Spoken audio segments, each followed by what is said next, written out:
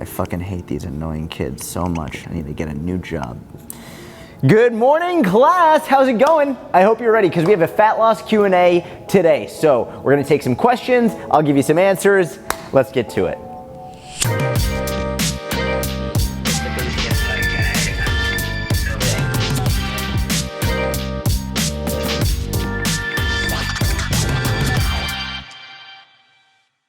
All right, so who has a question?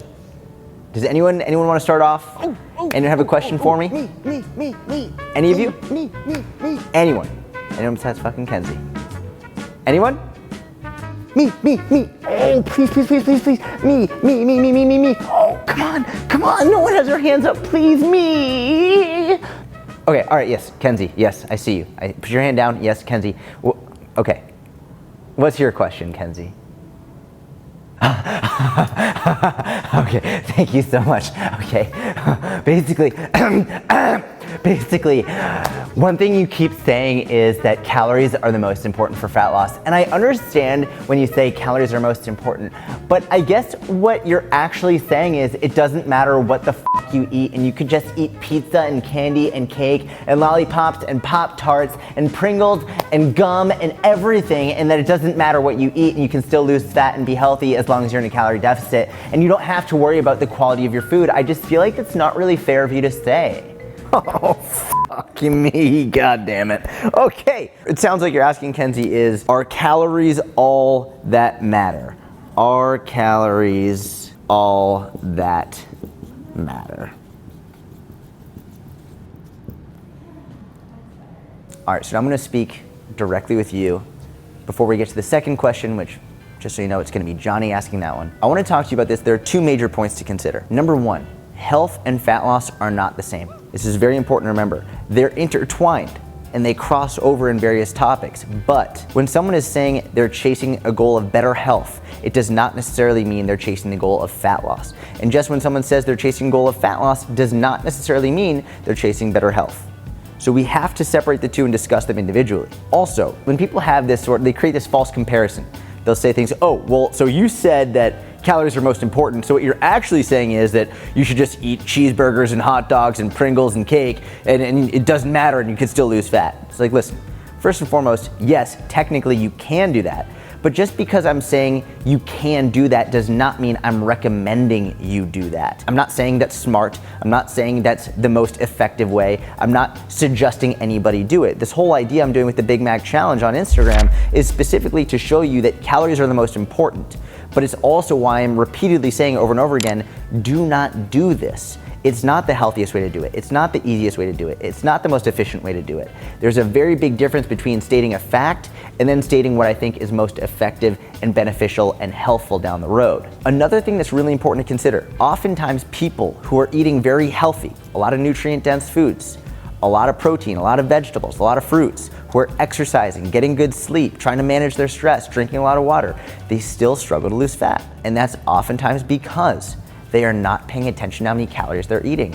It is much easier than you might think to eat too many calories of healthy foods, which is why we need to understand what calories are, what foods have how many calories, and how much energy you're taking in on a daily basis, regardless of the quality, just so you can know how much energy you're putting in your body, especially if you're trying to lose fat. It's the same thing with your finances. You track how much you're spending, you track how much you're taking in. You do this not necessarily to obsess over it, but to be aware of, are you saving enough for retirement? Are you saving enough for when you're getting older? Are you saving enough for your child's birthday party? Are you saving enough for your next vacation? You need to manage this, not necessarily obsess over it, but you have to be aware of it. Now, before we get to the second question, one last thing I want to mention is this. I recently did a podcast with a young woman named Katie. She's amazing. The link to this podcast is in the description. She has Hashimoto's.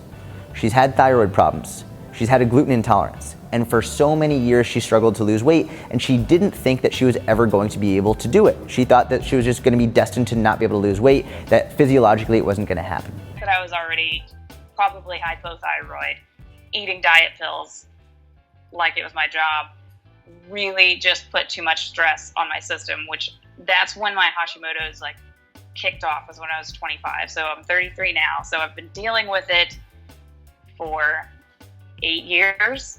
And I just got diagnosed a year ago. She started working with me, she joined the inner circle, And lo and behold, she's hit a lower weight than she's been at in years. She feels healthier and happier than she has in a very long time. And I want you to listen to what she said, because she joined me on a podcast. She told me all about her story, what changes she's made, and really what has helped her the most in regard to losing fat while working through Hashimoto's and having these thyroid issues and a gluten intolerance. So the link to that conversation is in the description. Let me know if you have any questions, but I really think this concept and listening to Katie is gonna help you a lot if you're struggling to lose fat. And I have a migraine. It's not even 8 a.m. Okay, class. All right, next question. Johnny, on one condition, there is no cussing in my classroom. Hey boss, you don't gotta worry about me. No fucking cussing. Shit, didn't mean to do that. I'm sorry. Fuck, shit. Okay, I guess here's my question. So the other night I went on a date with a couple of chicks, doing my thing, go to the restaurant, and I'm tracking all my calories, my macros, but I realized at the restaurant I don't know how many calories they have in the food. And I'm thinking, I don't want to mess up all my progress that I've made already. How am I supposed to know how many calories are in their food if they're not putting how many calories are in their food? And even if they do, can I trust it? Because I'm just trying to look good and I don't want to screw up all my progress by that one meal out. So can you just tell me how I'm supposed to know how many calories are in the restaurant foods if I don't know how many calories are in the restaurant foods? All right, so just to practice brevity, Johnny, what you're asking is, how do you track calories when you go out to eat and you aren't sure how many calories are in the food you're eating? That's an H. It took a second W. There we go. The first three letters, how do you beautiful? Track calories went, and then it just went. All right, so back to you. This is one of the most common questions I get when it comes to fat loss, and a lot of people get anxiety at the idea of going to eat out at a restaurant, going out to eat with friends, to a party, whatever it is. They get anxious. They're like, I'm gonna ruin all my progress. The first and most important thing to remember here is that one meal will never, ever ruin your progress. That is the most important thing for you to get into your head and your heart right now. One meal never ruined anyone's progress. One of my favorite ways of explaining this is, no one ever got skinny from having one salad, no one ever got fat from having one donut. Ever. So before you go out to eat and before you say no to celebrating a party or celebrating your graduation or celebrating your child's birthday or anything, before you say no to that and restrict and feel left out, remember that. From here, there's other things we can talk about and consider in order to make sure that you can do your best to stay on track. All right, so number one, and this is the most obvious, but I still get messages about it and people are still surprised when I tell them. So just in case you don't know, you can Google the name of the restaurant and see if they have a list of calories per menu item. A lot of them do. If they don't, that's okay. We'll go into other strategies. But always first check the Google machine just to make sure to see if they have a list of the calories per menu item. But let's say they don't have the calories listed. This is where a lot of people get freaked out and worried they're gonna ruin all their progress. Again, remember, number one is you're not gonna ruin your progress from one meal. People run into issues when they're eating out when all of a sudden they decide, well, f it, I don't know, so I might as well just binge. You can't use not knowing how many calories are in a meal as an excuse to just blow it all off. You have a choice when you go to one of these places. You have a decision where even if you don't know how many calories are in the meal, you can decide, you know what, I might not know exactly, but number one, I can do my best to educated guess. Number two is I can use another source, MyFitnessPal, Mike's Macros, something to put in a meal that is similar to that and get a general estimate. That's probably my best tip if you don't have a definitive number that the restaurant gave you, is get an estimate from another source. And they might give you 3, 4, 5, 6 different estimates. Usually my strategy is if I'm trying to lose fat, trying to lose weight, I'll take the highest one. If I'm trying to gain weight, I'll take one of the lower ones. For no other reason than it's a best guess. It's better than nothing at all. It's not 100% accurate. It might only be 70% accurate, but 70% is better than 0%. 70% is better than not trying at all and just not saying, fuck it, I'm gonna have all the chips and the guac and the salsa and the margs and the desserts and all this stuff. Like, I'd rather stay on track a little bit than not at all. I think that's a really important point to remember with going to eat out. A lot of people treat it like it's binary. Like you're either 100% on track or you're completely binging. And when that's your mindset, that you're black and white, I'm either gonna completely stay on track, I'm gonna restrict, I'm gonna bring my own food in Tupperware, I'm not going at all, or fuck it, bring all the chips over, refill the chips, bring more guac, I'm gonna have all that, give me 5 margs, whatever it is. When that's your mindset, You are setting yourself up for failure. Not only just because of that one meal, but because that's your mindset for everything that you do with fitness. You're either going to be 100% on track, you're gonna restrict, you're gonna be so restrictive, you're gonna eliminate everything that could possibly get in your way, or fuck it. And that's not a sustainable way to live. We always talk about sustainability and consistency, but very little do we actually talk about the practical application of it. And this is where we practically apply it. You go to a restaurant, you don't know how many calories are in it, okay, give it your best guess. If you're not hungry and you don't wanna eat the whole meal, practice that. Sit there, practice, you know what, I don't know how many calories are in this meal, but I'm only gonna have one plate. I'm only gonna have this one plate sitting in front of me. I'm not gonna have theirs, I'm not gonna have the extra in the middle, I'm not gonna ask for seconds. What you could do, actually one of my favorite recommendations is, before the meal comes, ask them to bring a take-home box. So you can cut it in half or cut it into thirds and put in the take-home box what you're gonna take home with you, so you know you're not gonna have the entire meal. It's another really good strategy. If you don't know how many calories are in it, but odds are it's probably more than you need, boom, right at the beginning, put some in a box, save it for later. There are many ways that you can go out to eat to a restaurant where you don't know how many calories are there, and just simply give it your best guess. Don't treat it like an all or nothing, good or bad, right or wrong, all in or all out situation, because it's not. You have the power to choose, it's really just, are you willing to or not? One final note on that. A lot of people look at going out to eat for dinner or going out to a party or an event as like, that's what they need to care about. All of a sudden, everything needs to be perfect. What they forget about leading up to that event and then following the event. The event is just one part of it. A very small little blip on the screen. When you're 90 years old, you're not gonna remember that Friday night dinner. When you're 90 years old, you're not gonna be like, oh my God, that all day barbecue. Like, you won't even remember it. You won't even remember that event. What's important is what you're doing before that event and what you do after that event. Even if you go completely off track at the event, how are you beforehand? The week leading up to it, the day leading up to it. How are you after? The day after, the week after? I literally, in my Big Mac challenge, I literally just went to my buddy's wedding. I was like 21, 22 days in the challenge, like 5-6 pounds down, go to the wedding, and I was like, you know what? I'm just gonna enjoy myself. I didn't binge, but I was like, I'm gonna have the pretzels, I'm gonna have this, I'm gonna have that. I had things that I wouldn't normally have had on the challenge if I was here in New York City doing what I do every day. My weight spiked up several pounds. That's where most people say, fuck it, I quit. And we're gonna show you in the Big Mac video. My weight spiked up several pounds. I showed it on Instagram, got back on track the next day, the next 2 days, boom, came back down, hit an all-time low. Why?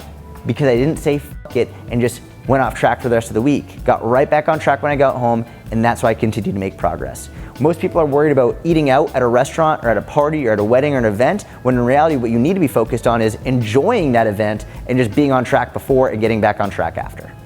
Okay, all right, moving on. So next question, we have a new student. This is perfect. Would you mind, what is your name again? I'm sorry. Don't you worry about a thing, Professor. My name is Daryl. I come from Winchesterton, Fieldville, Iowa. I've got 17 brothers and sisters, not including my cousins. I think my favorite thing to do is stay hydrated, and if I had one wish for a superpower, I'll tell you right now, it'd be to shoot spaghetti straight out of these here fingertips. Okay, well that was a lot of information. All right, well, Daryl, what's your question? Well, see, I guess I'm just a little bit confused. I'm gonna tell you why. See, I was talking with my other brother, Daryl, and he was telling me that he's trying to lose some weight.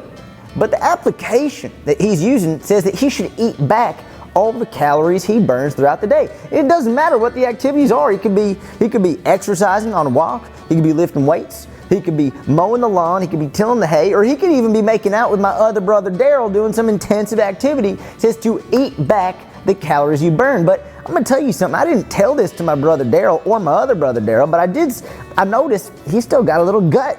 I don't want to be mean, but he's still got that gut. Doesn't look like he's losing any fat. So my question to you is, Professor, should you actually be eating back the calories you burn?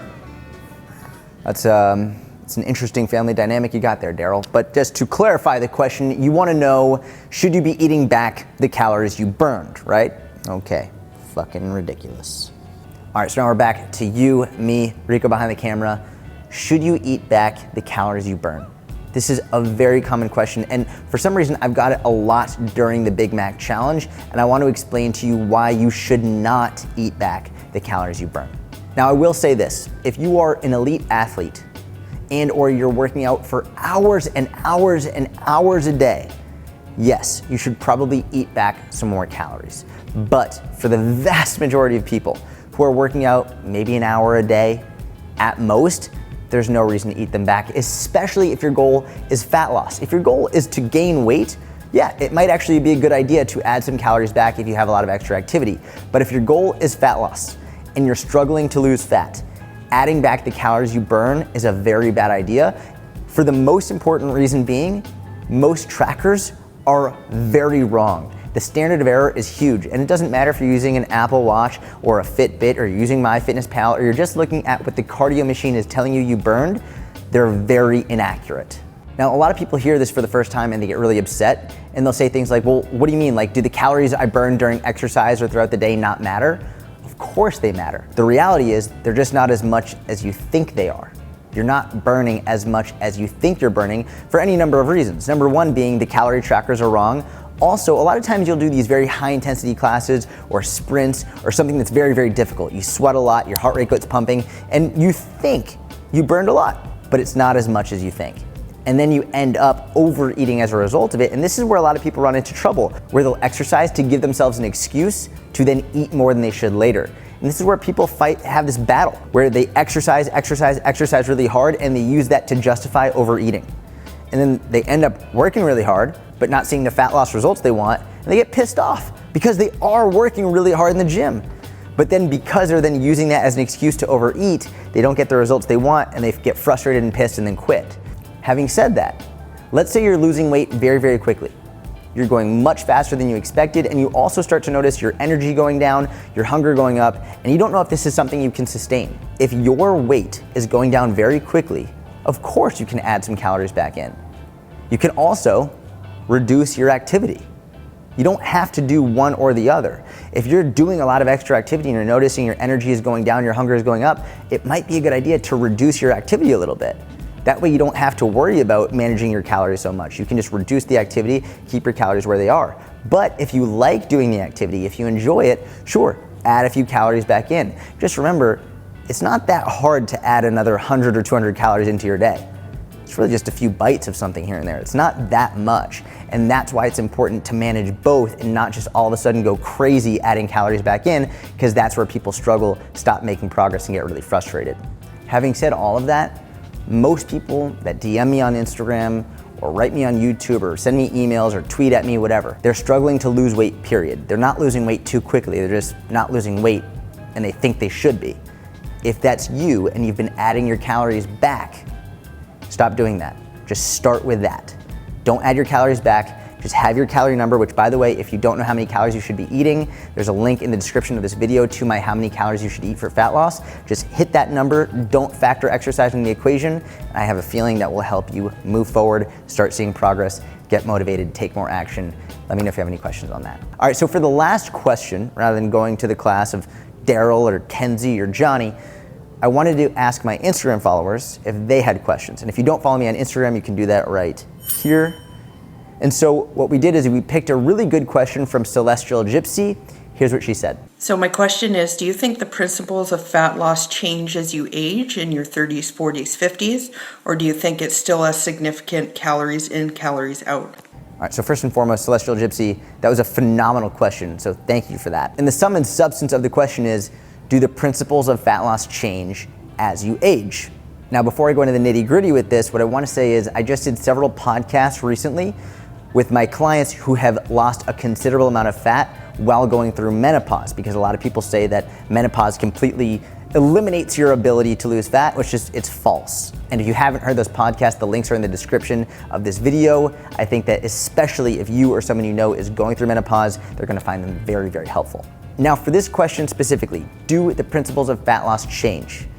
No, the principles always stay the same, but that doesn't mean it doesn't get more challenging. From my experience, working with a lot of men and women, especially women in the 40s and 50s and 60s and even 70s, fat loss absolutely gets harder, gets more difficult, gets more challenging as you get older for any number of reasons, which I'll outline. But just because it gets more challenging does not mean the principles are changing. Regardless of how old you are, regardless of what gender you are, regardless of anything, calorie deficit is still absolutely 100% essential for fat loss. Regardless of anything you have going on, you need to be in a calorie deficit, and regardless of anything you have going on, it is very beneficial to keep your protein high, to keep your muscle mass high, to reduce hunger. Regardless of anything going on, strength training is going to be very beneficial to help build and maintain muscle mass and to keep your metabolism high. So these are all the principles, really the most important one being a calorie deficit. But again, just because these are the principles doesn't mean that it doesn't get harder as you age, because in my opinion, it absolutely does get more challenging. Now, one of the things we spoke about in my podcast around menopause and fat loss were all of the changes that happen as you're going through menopause that make fat loss more difficult. For example, one of them being sleep can go to shit. And one of my clients, Kim Schlag, she's also a phenomenal coach, she told me about how when she was having hot flashes in the middle of the night, how she was maybe getting 2 or 3 hours of sleep at night. That being said, she was still able to lose fat because she made sure she was in a calorie deficit. This is one of those things where sleep, a lack of sleep, can of course impact fat loss. But a lot of times it's not because you are lacking sleep, but it's because maybe when you're lacking sleep, you end up eating and you end up going over your calories. And also because during the day, because you didn't sleep as much, you're really tired. You don't have the energy to go to the gym and get your workouts in. So it's all coming back to being in a calorie deficit, strength training, keeping your protein high. But of course, if you're not getting enough sleep, it's gonna be way more difficult to do that. The main thing that I wanna get across here is, even though it's more difficult, it does not mean that you can't do it. This is probably the most important message I can get across to anybody, regardless of your age, regardless of what's going on in your life. For example, stress. This is another one. A lot of people say that stress is going to make it harder or impossible to lose fat because your cortisol raises. That's not accurate.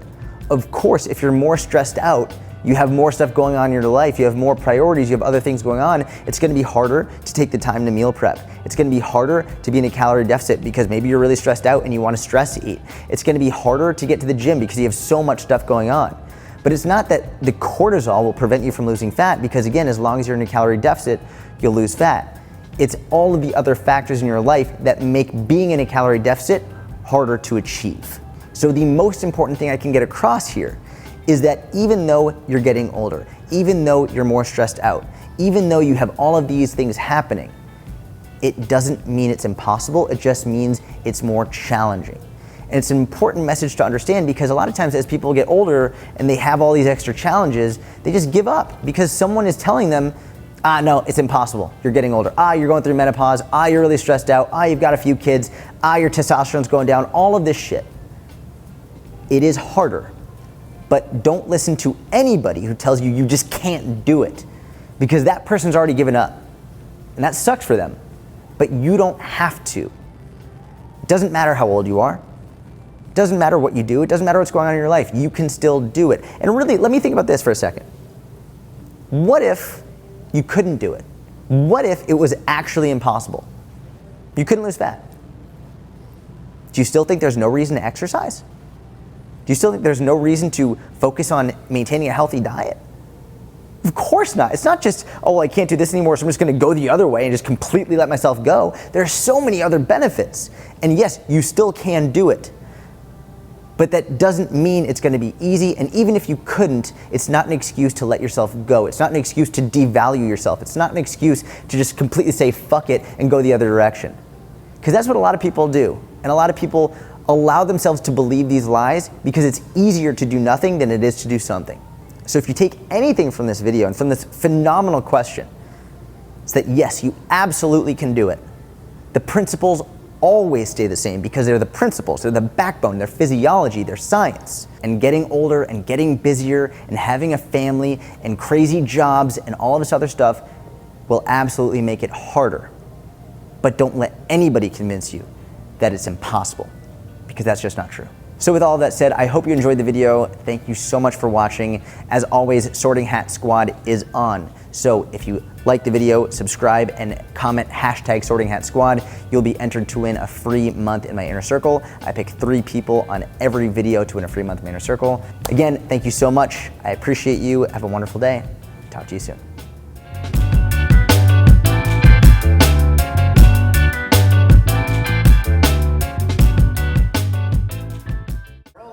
Okay. So we finished with number 2, right? It's like, all right, class. So, is it your next question? Cool. I'm sorry, what is your name again? We'll do that one. All right. That was good. That was good. Don't you worry about it. Oh, no, I need to look over here. Look away. Okay, got it. Don't you worry about it, Professor. My name is Jordan. Jordan Syatt. Don't you worry about Don't you worry about it. Don't you worry about it. My name's Daryl. Fuck. All right, now for the I fucking hate my life. Well, good morning, everyone. Ready? That when someone says calories are all that matter, oh, fuck. All right, so now I'm going to be talking directly with you, okay? And this is a really important discussion to have. Fuck me. Woo-hoo. All right, so now I'm going to be talking directly with you because this is a very important discussion. Important discussion? What the fuck is that? Because this is a very important discussion. Oh my God. What is that? What is that? They're not keeping track of their calories. And the reality is, it's very, I don't like where I'm going with this.